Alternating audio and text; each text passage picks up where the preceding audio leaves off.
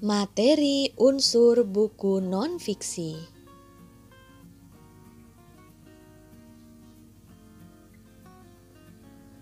1. Cover atau sampul buku. Sampul merupakan bagian yang tidak dapat dipisahkan dari sebuah buku dan memiliki peranan penting.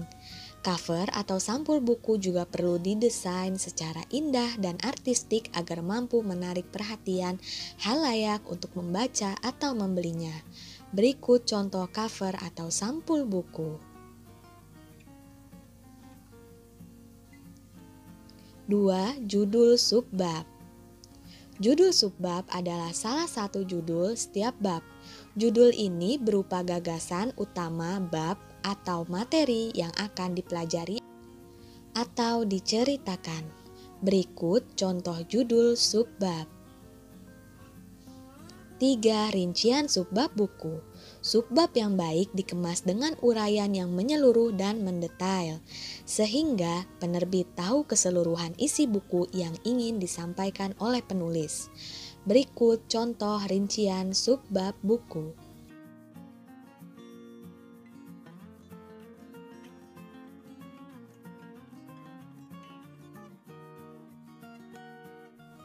4.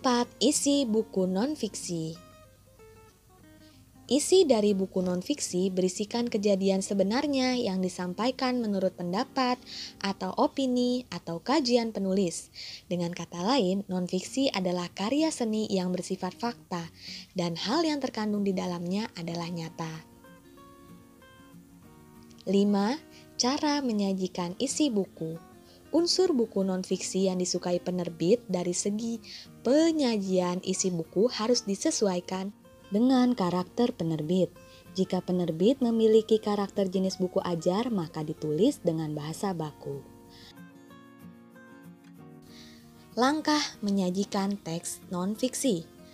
A. Menentukan tema. Pada umumnya, tema yang dipilih merupakan judul karangan itu sendiri.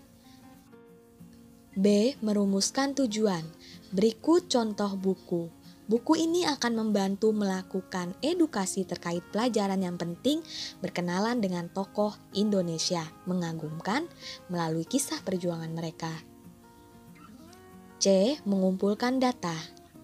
Pengumpulan data bisa dilakukan dengan mencari informasi terkait, contohnya pada buku di samping. Penulis mencari informasi tokoh-tokoh Indonesia yang mengagumkan. Adapun pengumpulan data bisa dilakukan dengan diskusi, observasi, membaca buku lain, wawancara, atau survei. D. Menyusun kerangka karangan. Dalam penyusunan kerangka karangan sebuah buku non-fiksi, setelah sesuai dengan data yang telah dikumpulkan, kemudian ditulis menjadi kalimat sesuai tema dengan melihat poin yang sudah dibuat. Contoh, di dalam buku tersebut membahas salah satunya tokoh Indonesia yaitu Christina Tiahahu sebagai topik utama. Selanjutnya, subtopik atau rincian dari topik utama. Pada gambar di samping, subtopik terdiri dari tanggal lahir tokoh dan kehidupan tokoh beserta ayahanda. E. Menyusun paragraf. Setelah kalimat ditulis, kemudian disusun menjadi beberapa paragraf.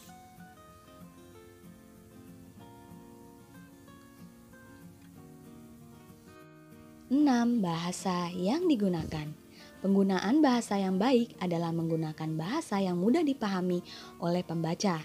Contoh, buku berjudul Berkenalan dengan Tokoh-tokoh Indonesia menggunakan bahasa jelas dan menyampaikan fakta. 7. Sistematika penulisan.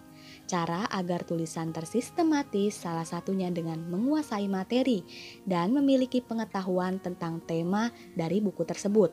Dengan pengetahuan itu, maka penulis dengan lincah membuat sudut pandang penulisan. Sekian dan terima kasih.